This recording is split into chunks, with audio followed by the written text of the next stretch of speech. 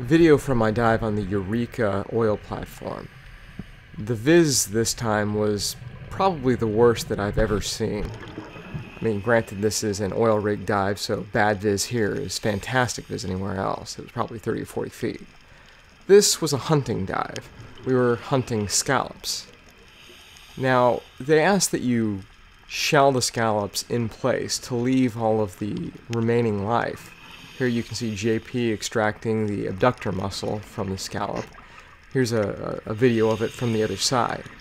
The trick is to get a long, thin blade, and to insert the blade into the scallop. You want to find a scallop that's about the size of your outstretched hand in order to get a fairly big medallion out of it.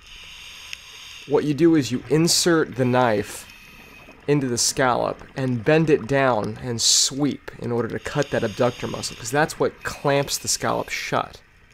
And that's also the muscle that you want to eat, so you don't want to just go horizontal as soon as you enter into the shell, because that'll cut it in half. You want to preserve that muscle as best as possible. So you scrape along the bottom, and then in a circular fashion you scrape along the top.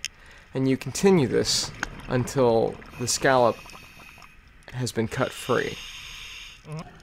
Here's me in an attempt to harvest one of the scallops. JP's filming me while I attempt to cut that abductor muscle that I was talking about. One of the difficulties with the scallops is that they're angled in every direction, and oftentimes there'll be scallops on top of scallops.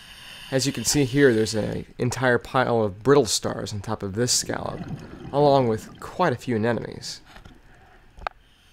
The beautiful thing about the rigs is that they are covered in life. Everywhere you go, every inch of it is covered. So here you can see me attempting to extract this rather large scallop that has quite a bit of growth on its bottom shell. You really have to go in from both sides. My icing knife, and this is simply a knife that's used to put icing on a cupcake, that seemed to work pretty well, was a little shorter than JP's, so I had to go on both sides in order to get to the meat.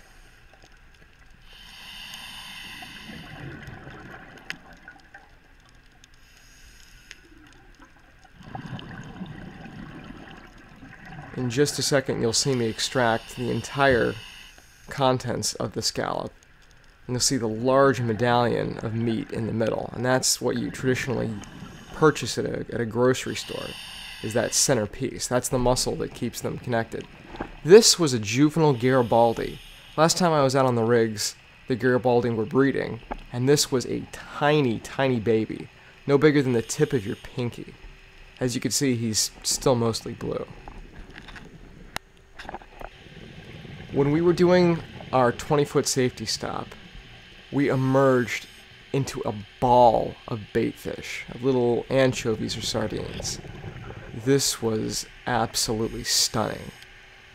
The entire upper canopy of the oil rig was just teeming with these small baitfish.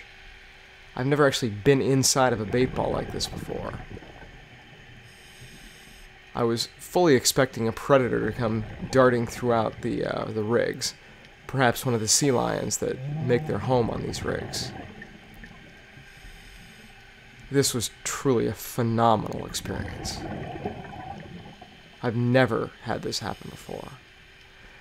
What was also neat was the bait balls were sensitive to the lights, so if I shined my flashlight on the group, they would scatter in one direction or another. I think I will demonstrate that here in a second. You see them move in reaction to my light.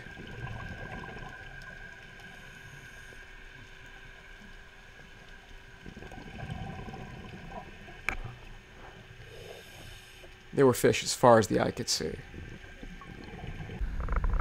Here you see a scallop after it's been taken in whole from the rig. Even cut in half, it's still quite a bit of work to get the meat out, as Jeff is demonstrating. That red pinkish area near his knife right now, near his index finger, is actually the reproductive organs. But again, most people want that big chunk of white meat that's right in the center of the scallop.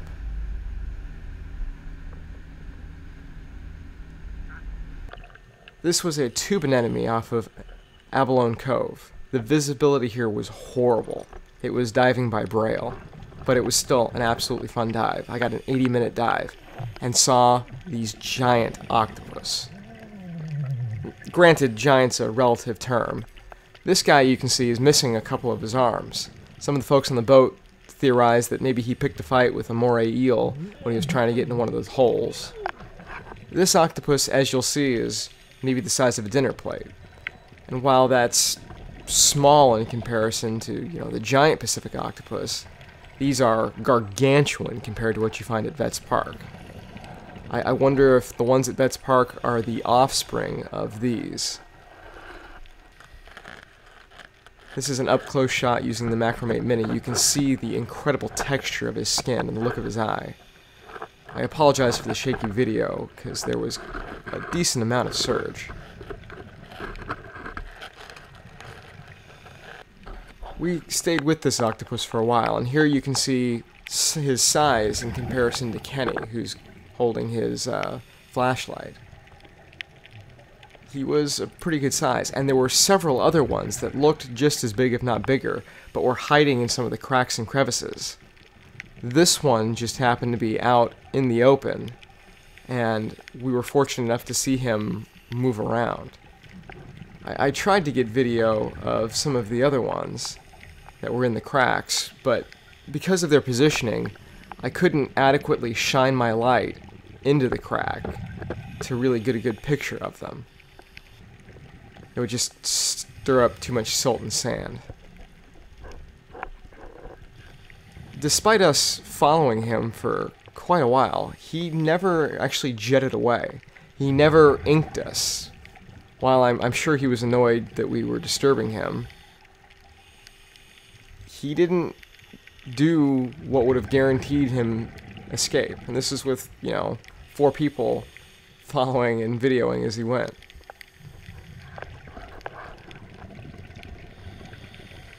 This little guy and the Spanish shawl nudibranches in a few moments are really what made this dive. This here is a Spanish shawl. This is the first time I've seen a Spanish shawl outside of San Diego. It's a nudibranch. It eats anemones, and it actually stores the nematocysts of the anemones, the stinging cells of the anemones, in those orange frills. Those orange frills are actually the gills of the nudibranch. As you can see, they tend to like a real high current area. You can see the particulates moving back and forth, and you can see him basically flapping in the breeze.